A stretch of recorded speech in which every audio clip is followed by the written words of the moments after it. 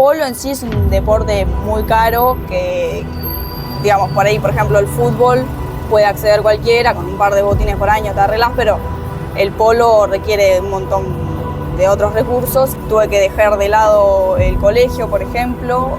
Yo lo pude seguir haciendo virtual gracias al colegio que fui, pero bueno, cualquier otra familia no te deja, te pone el estudio como prioridad.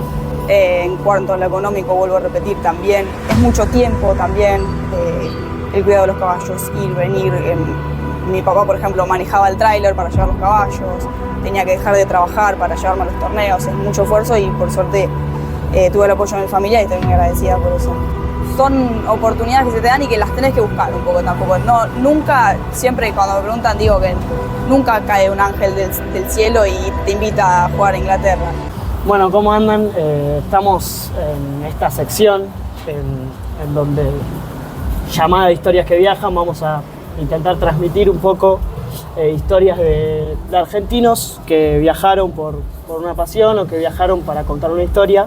Y en este caso es un caso bastante especial porque no estamos afuera, pero sí estamos en La Plata para contar la historia de una chica, de una mujer que con 18 años viajó a jugar al polo a Inglaterra, a jugar con deportistas de ese deporte del mayor nivel y a entrenarse ahí también. Y es una historia muy inspiradora, así que Kiara nos va a contar. ¿Cómo estás, Kiara? ¿Cómo va? Bueno, yo viajé ya hace 2 años. Viajé primero con 16, después con 17 a Inglaterra. Nada, es una experiencia la verdad que está buenísima, que al principio da un poco de miedo, de incertidumbre, pero es una experiencia que hay que hacerla, que está buena, que es lo que me gusta a mí del polo, estar con los caballos, y bueno, es un montón de esfuerzo y de sacrificio. Bueno, vamos a hablar después un poco de lo que fue el viaje, cómo experimentaste ese desarraigo, digamos, y todo lo que tuviste que atravesar. Pero primero me gustaría arrancar, obviamente, por el inicio. Y cómo conectaste en primera vez con el polo y cómo fue esa primera conexión, digamos. Bueno, yo arranqué de chiquita, en realidad una vez hice un viaje, así de vacaciones a una estancia, y nada, probé a andar a caballo, debía tener 8 años, y la verdad que me encantó, siempre me gustaron los caballos. Y después yo me mudé a un barrio que se llama Área 60, que queda ahí sobre Ruta 2, que bueno, tiene cancha de polo y se inauguró el club, qué sé yo, y ahí probé un par de clases y la verdad que me encantó y de ahí seguí y no paré nunca. A partir de ese comienzo, supongo que yo leí que vos no tenías linaje familiar, ahí es muy importante las conexiones familiares, digamos, en esa disciplina del polo. ¿Cómo fue ese primer proceso a partir de no tener, digamos, como esa ventaja o esa conexión?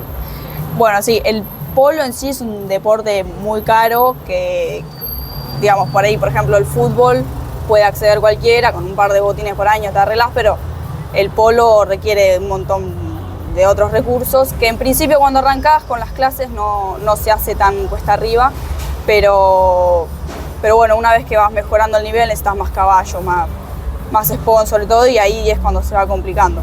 Y uno con sponsor por ahí la puede ir zafando. ¿Cuándo fue el primer momento que vos sentiste, bueno, creo que tengo la posibilidad de empezar a desarrollar la disciplina un poco más a un nivel alto, digamos? Y creo que me hizo el clic cuando me subieron el handicap. O sea, yo jugué esa temporada tenía 14 años y me subieron cuando tenía 15 recién cumplidos. ¿Podemos explicar qué es handicap? Sí, el handicap es un puntaje que se le da a un jugador, o sea, mientras mejor sos, más handicap tenés. El handicap va del -2 al 10, o sea, 10 es el mejor, Cambiaso tiene 10 de handicap. Y después hay diferentes torneos que tienen un mínimo y o un máximo de handicap. Por ejemplo, vos podés jugar el abierto, que el máximo es 40, no se puede tener más de 40 por equipo.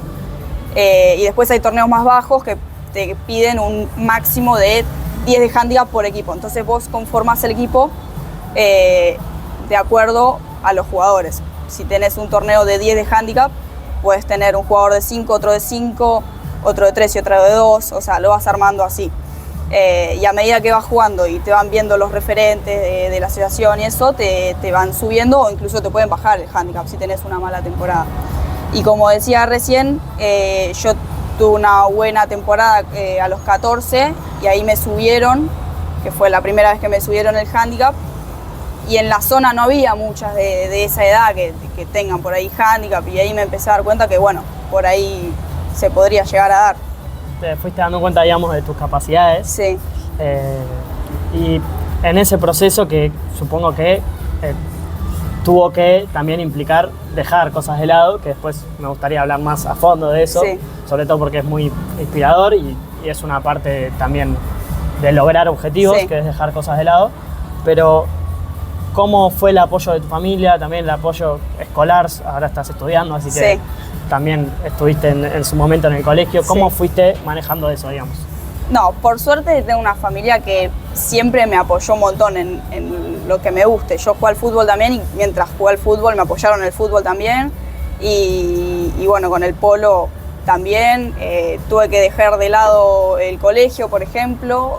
Yo lo pude seguir haciendo virtual gracias al colegio que fui. Pero bueno, cualquier otra familia no te deja, te pone el estudio como prioridad. En cuanto a lo económico, vuelvo a repetir también, es mucho tiempo también, el cuidado de los caballos, ir, venir. Mi papá, por ejemplo, manejaba el tráiler para llevar los caballos, tenía que dejar de trabajar para llevarme a los torneos, es mucho esfuerzo y por suerte tuve el apoyo de mi familia y estoy muy agradecida por eso. Muy bueno, muy lindo que lo hayas tenido y que, porque si no hubiese sido muchísimo más complejo. Sí. En ese momento que vos vas también reconociendo tus capacidades y que te vas destacando, ahí es cuando te captan, ¿no? ¿O eso llega un poco después para ir a Inglaterra? Eso llega un poquito después. Cuando yo me fui a Inglaterra, creo que ya me habían subido de nuevo el handicap. Pero en realidad son oportunidades que se te dan y que las tenés que buscar un poco tampoco. Nunca, siempre cuando me preguntan digo que nunca cae un ángel del cielo y te invita a jugar a Inglaterra. Yo me tuve que mover un montón, mandar mail, mandar por Instagram, así, medio a cara rota. Y justo se dio que uno de los clubes, dos de los clubes interesados, digamos los managers, estaban justo en Argentina cuando los contacté. Entonces yo me fui hasta Coronel Suárez, que son 8 horas en auto más o menos, y ahí hablé con ellos y nos pusimos de acuerdo, bueno, nos puede servir haciendo esto, y a vos te puede servir esto, qué sé yo, y ahí viajé. Y bueno, ahí se fue dando y bueno, fui haciendo contactos y ya la segunda vez que viajé con un contacto que había conocido de la primera vez, con un mejor arreglo, mucho más conveniente, y de ahí vas como trepando, no es siempre que arrancás así a full. Claro, pero el constante movimiento Sí. eso al principio hace que bueno, que no sea suerte, sino que la suerte te agarre justo Claro. porque vos te estás moviendo. En ese momento que llegas a Inglaterra, primero llegas a Cirencester, Sí, ¿es así? a Cirencester, sí. ¿Cómo fue la adaptación ahí? Estuviste viviendo con muchas familias, ¿no? ¿Cómo fue esa adaptación primero a nivel humano, digamos? El vivir con los británicos, ¿cómo son ellos? ¿Cómo te sentiste? Bueno, la primera vez que llegué, bueno, yo por suerte sé algo de inglés, o sea, me defiendo, entiendo, hablo todo, pero cuando llegué el acento era nada que ver a lo que era el colegio, era mucho más cerrado, me costaba más entender. Después enseguida me fui adaptando, pero bueno, al principio costaba un poco. Y después, justo cuando llegué a Cirencester, no estuve en casa de familia, sí estuve viviendo en la misma casa que la manager, pero me arreglaba sola y yo en ese momento no estaba acostumbrada a eso. Yo siempre viví con mi papá, con mi mamá, y de la nada estaba sola, ¿viste? Me tenía que O hacer sea, la rutina del día a día. sola. Las compras me las tenía que hacer yo, son pequeñas cosas que ahora digo, nada, no pasa nada, pero en ese momento no las hacía y fue un cambio grande que también me hizo independizarme mucho más.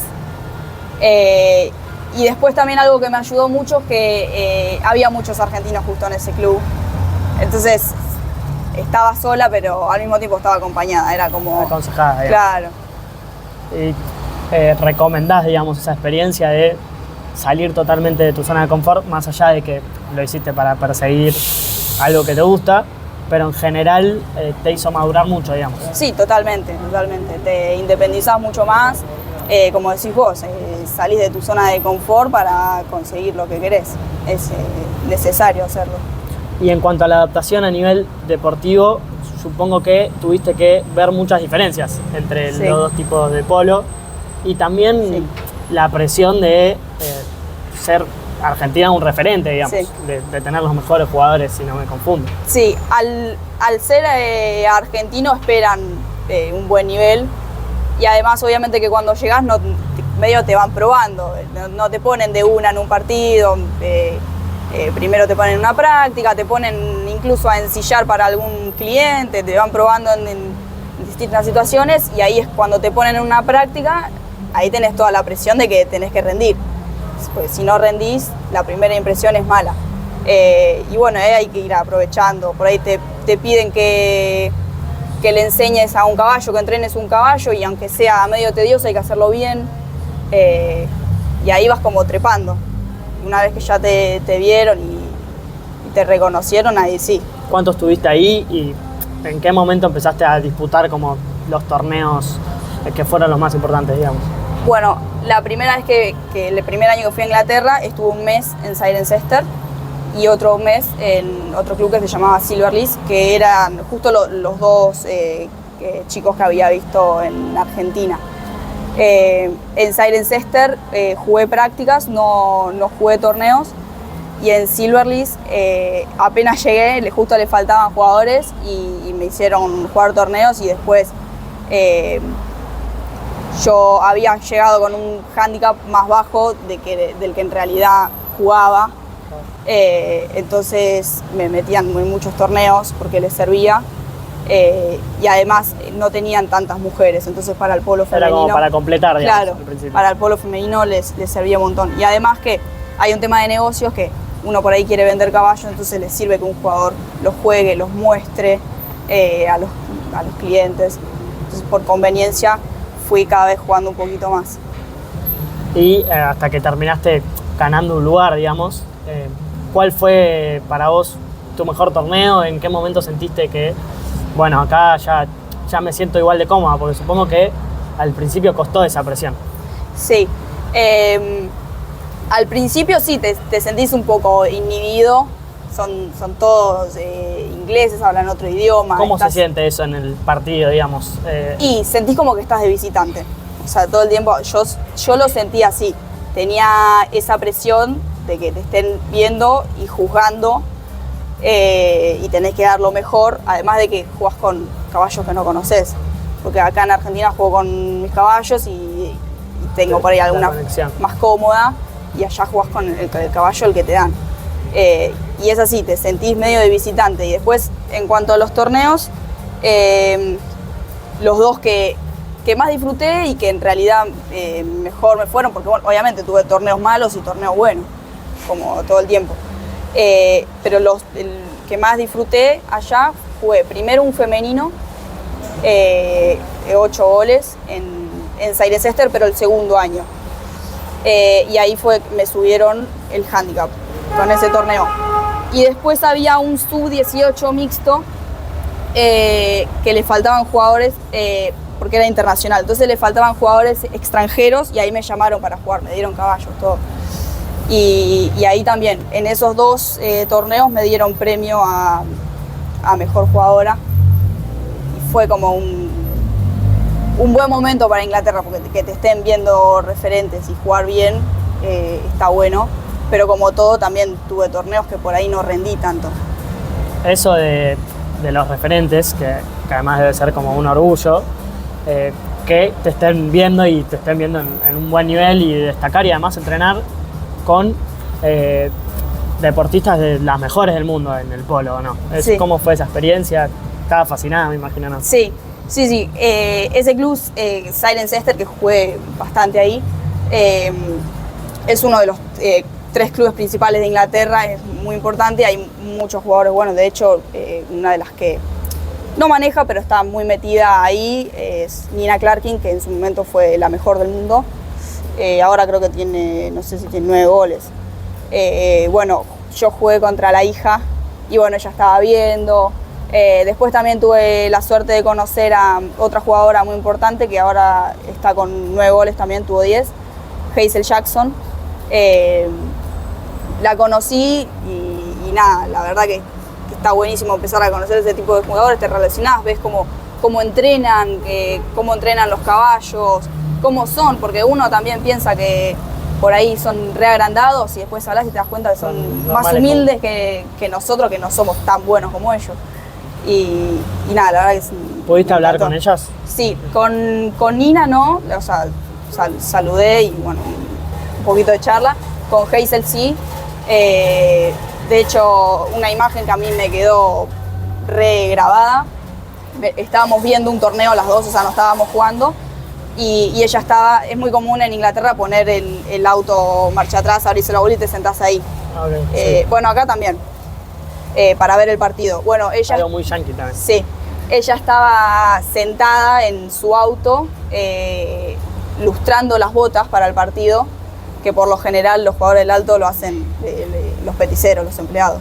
Bueno, ella estaba lustrando sus botas y ahí ya la había conocido todo.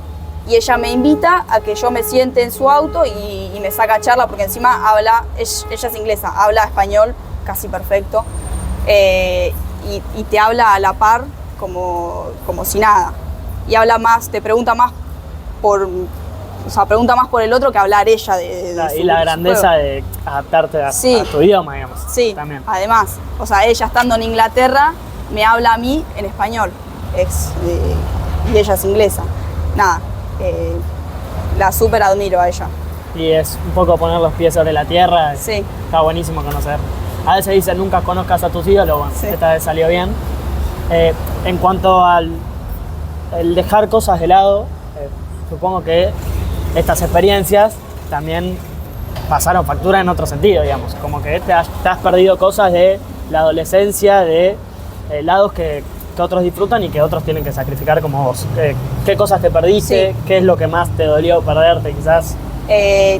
Totalmente. Bueno, un montón de veces salidas y eso, como cualquier deporte, si hay partido no salgo. Además doy clases de polo ahí donde estoy yo, entonces también si tengo clase a la mañana no salgo un viernes, eso un montón. Y lo que más dejé de lado, que más por ahí me movió, yo jugaba al fútbol y me gustaba mucho y dentro de todo me iba bien, pero bueno, me empezó a gustar un poquito más el polo y bueno, llegó un momento que no me daban los tiempos y para hacer algo al 100% hay que meterle a full, ¿no? Si hacía las dos cosas, las iba a hacer a medias. Entonces tuve que dejar fútbol. Yo hacía en Estudiantes de La Plata, en la reserva jugaba. Y la verdad que me encantaba y bueno, dejé. Pero o sea, estoy contenta con la decisión porque el polo la verdad que me gusta, me encanta. ¿Y qué consejo darías si quizás hay personas que cuando vos tenías 16, 17 tienen la posibilidad de asumir estos riesgos, pero quizás también tienen miedo de perderse cosas? ¿Qué consejo darías vos que tuviste la experiencia?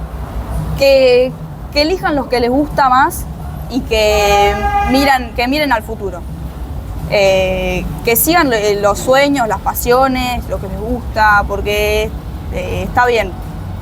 Por ahí te divertís saliendo, pero es una noche y después rendís mal y perdiste oportunidades.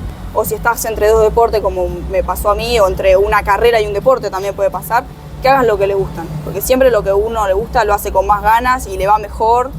Y hay que apostar a eso para mí. Muy lindo mensaje. En cuanto a tu entrenamiento, que justo estabas hablando, que quizás, además de que das clases y después vamos a hablar un poco de también tu rol como organizadora, pero esto del entrenamiento.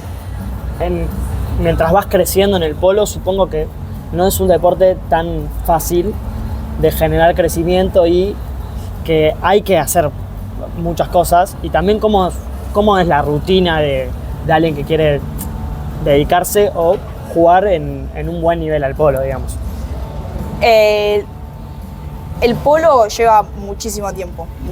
Te diría, no quiero subestimar otros deportes, pero más que la mayoría de los deportes. primero porque tiene que estar muy entrenado el jugador físicamente, como técnicamente, o sea, hay que practicar los golpes, la marca, hay que jugar partidos, hay que ir al gimnasio también y además hay que entrenar a los caballos. O sea que es un montón de tiempo, esfuerzo y aunque no parezca que los jugadores van arriba del caballo, pero es mucho desgaste físico también. No parece, pero sí. Así que la rutina de un jugador de polo está casi todo el día dedicado al polo. Es así. Y en cuanto a los caballos, sí.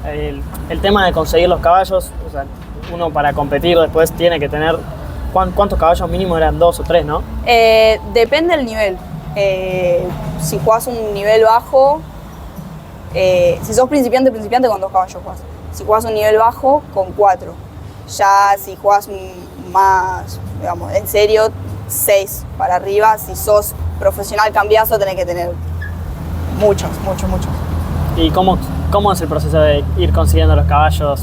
En tu caso encima, porque no tenías ningún linaje familiar, como dijimos. Claro, bueno, los caballos son carísimos. Es difícil acceder a tener 6 caballos buenos para jugar.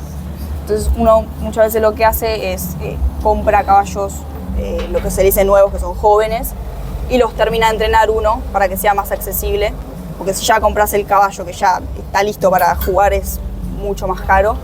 Y si no, hay muchas veces que yo lo he hecho, que hay gente que se dedica a vender caballos y por ahí les sirve que vos, que sos una jugadora o jugador que jugás muchos torneos oficiales y que yo, les sirve por ahí prestarte 1, 2, 3 caballos, que los muestres, que los exhibas, les sirve para su negocio, para mostrarlos. En los torneos hay premios a los caballos, digamos, el mejor caballo se lleva un reconocimiento. Y bueno, ahí es como le vas buscando la vuelta para tener mejores caballos. Y en cuanto a la relación con ese caballo, me imagino que requiere mucho cuidado y también uno va generando una conexión. ¿Esa conexión después se plasma en los partidos, digamos? Sí, totalmente. Los caballos están re cuidados, cada caballo come, especialidades que vos le das lo mismo a todos los caballos. Cada caballo come su comida, están cuidados, cepillados, entrenados. Y después en cuanto a la conexión con el caballo, no es lo mismo uno jugar con su propio caballo a que de la nada subirte un caballo y meterte a jugar. No, mientras más lo conoces el caballo, mejor rendís, además de que le tenés un cariño, entonces lo exigís lo justo y necesario, no lo sobreexigís. Mientras más conexión tenés con el caballo, para mí rendís incluso mejor en la cancha. Y, por ejemplo, en los momentos del partido, si uno está nervioso, está tenso, ¿eso también se le transmite al caballo, digamos? Sí, por lo general sí. El caballo es un animal que percibe todo el tiempo cómo está la persona. Sí. El caballo se da cuenta cuando tenés miedo, se da cuenta. Cuando estás tenso, se da cuenta. Cuando está enojado en el partido hace movimientos bruscos, qué sé yo, y el caballo empieza a rendir menos, porque no entiende las indicaciones que le das, porque se pone nervioso él también. Así que siempre digo que, bueno, igual yo estoy medio loca, pero siempre hay que jugar al polo con la cabeza fría. Uno por ahí se deja llevar por los impulsos y le terminas transmitiendo eso al caballo y no rinde ni el caballo ni el jugador. Termina siendo un desastre. Sí. ¿Y tenés algunos ritos personales, digamos, o cosas que hagas para estar más tranquila ante un partido? Relajarte. No, la verdad que no. Es un estado mental que lográs fácil, digamos. No, me pasa cuando voy en el auto, voy re tranquila, 5 minutos antes de llegar me pongo re nerviosa. Y después cuando arranco a entrar en calor y eso, después se me pasa. Yo antes sigo siendo re loca, entonces por ahí te dejas llevarte, un árbitro te cobra mal, qué sé yo, y te re enojas y después terminás jugando normal. Y bueno, después lo fui regulando un poco más, lo sigo regulando un poco más, pero bueno, repito, hay que jugar con la cabeza fría, si no. Y ahora con respecto a ya fuimos al crecimiento con respecto a los caballos. ¿La única posibilidad de hacerte viable un crecimiento en el polo es a partir de los sponsors o hay alguna otra posibilidad? Sí, llega un punto que por más bueno que seas, por más habilidoso, inteligente, por más visión de cancha que tengas, lamentablemente competís contra jugadores que tienen mejores caballos que vos. Mejor caballo, más monturas, más peticero, más todo. Entonces uno al tener sponsor sí se le facilita mucho más, y si no puede ser que un club te tome como jugador y que te monte, se dice, digamos, que te dé todos los caballos y todos los servicios, pero eso ya es muy raro. Y después lo que es muy común en el polo, que no es común en otros deportes, se juega con patrones. Patrón se le dice a un jugador del equipo, que suele ser el de más bajo nivel, que digamos cubre los gastos de todo el equipo o al menos del profesional del equipo. Entonces, por ejemplo, eso lo accede a jugar, digamos. Eso lo accede a jugar, claro. Por ejemplo, Cambiaso. ¿En qué posición se la pone? Y por lo general juega de uno, que va más ahí, okay. Medio... A la loca atacar. Medio 9 pescador sería, okay. Ahí se queda ahí al lado del arco y... por lo general el patrón suele ser de el más bajo handicap, hay excepciones igual. Por ejemplo, Cambiaso ahora está en Estados Unidos, pero después se va a ir a Inglaterra. Y él va a jugar, él con otro más de alto handicap, y en el equipo va a haber un patrón de bajo handicap que es el que le va a pagar a Cambiaso para que pueda jugar y que se sostenga el polo, digamos, todos los caballos, esto, lo otro. Y así es como sostenés, digamos. Y en cuanto a tu involucramiento en el polo, digamos, sí. Porque la pasión también te lleva no solo a querer jugar, sino a hacer crecer el polo, y lo estás buscando hacer a partir de organizar torneos femeninos. Contame un poco cómo funciona eso y por qué decidiste hacerte cargo de eso, digamos que lleva tiempo también. Bueno, yo arranqué organizando torneos juveniles en realidad, a los 14 o 15, no me acuerdo bien. Yo estoy en la Victoria Polo Club, que queda sobre Ruta 2. Y arranqué organizando torneos juveniles y después, bueno, claro, crecí y ya no me daba más para, digamos, los contactos que tenía juveniles ya no eran tan juveniles. Entonces ahí me metí a organizar torneos femeninos. Hicimos una edición ahí en el club, la verdad que estuvo muy buena. ¿Por qué? Porque apuntamos a algo distinto con el club. Siempre se hacen torneos femeninos competitivos. Nosotros apuntamos a las chicas que están recién empezando, que por ahí tienen 2 caballitos y no les da para jugar un super torneo. Entonces apuntamos a esas chicas y hacer el torneo en un solo día para reducir los gastos y qué sé yo, y hacerlo algo más como familiar, más compartir un almuerzo, algo un poquito más amateur, no tan competitivo. Hicimos una primera edición y las chicas se fueron re contentas, y después fuimos haciendo en distintos clubes. Hicimos en Puesto Viejo, en La Enriqueta, en La Plata Polo Club, en Trapalanda, y ahí lo fuimos extendiendo. Esta temporada en realidad, no voy a estar haciendo este torneo que se llama The Barbie Cup. Justo fue porque salió la película y que rompía un poco con el estereotipo, y bueno, quedó el nombre. Había que aprovechar la actualidad también. Esta temporada no voy a organizar porque como estoy con la facultad y todo eso, se me iba a despelotar un poco todo. Pero seguramente la próxima temporada sí vamos a hacer. ¿Y también te queda un viaje ahora? ¿Viajás de nuevo o por ahora no? No. Iba a viajar, pero bueno, al final como que no se concretó y además como estoy con la facultad no puedo hacer las dos cosas.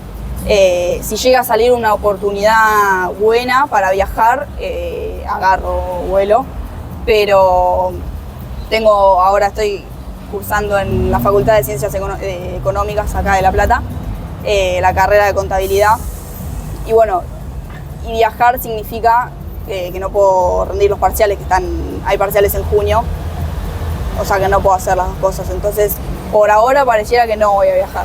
Si llegara a salir una oportunidad, digamos, conveniente, sí, porque como dije antes, le meto a lo que me A lo apasiona. que te gusta, a lo que te apasiona, y es el consejo que diste también. Sí, Hay personas que buscan, digamos, hacer cosas que le apasionan, que le gustan más allá de la carrera, pero tampoco es tan común.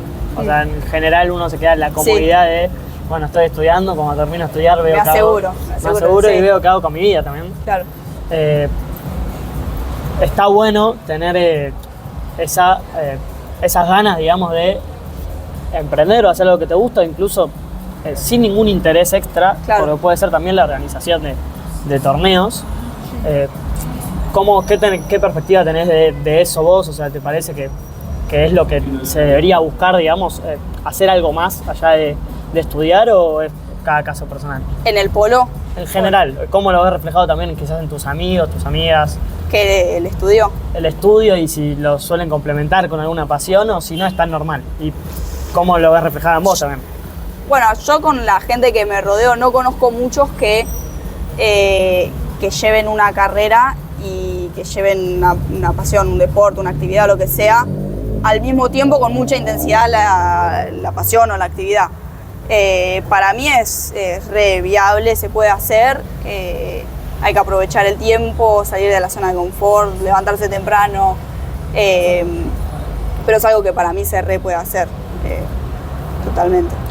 Y en cuanto al polo, ¿seguís entrenando ahora? ¿Cuáles son tus objetivos, más allá de si surge un viaje o no?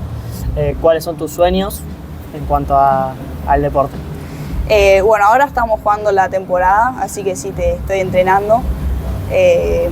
Estoy con mis caballos, juego prácticas en el club. Ahora en marzo tengo un torneo en Pilar. Después en abril un torneo en la Dolfina. Y bueno, vamos a ir compitiendo. Y después mis sueños en el polo, a mí me encantaría jugar el abierto, que es la máxima competencia.